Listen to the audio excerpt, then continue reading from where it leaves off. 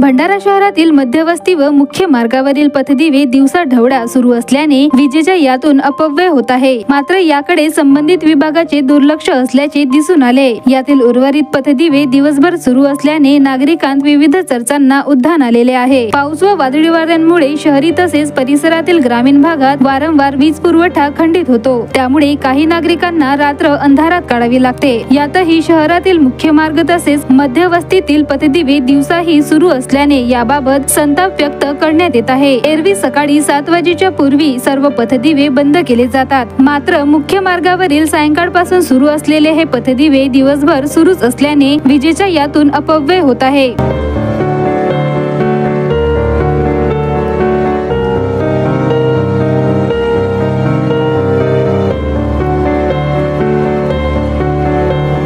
माझं नाव सुषमा शिरीष गायधने, राहणार राजीव गांधी चौक, भंडारा। आमच्या ह्या राजीव गांधी चौकामध्ये भर दिवसा रस्त्यावरचे पोल जे आहेत ते सुरू असतात, लाईट्स।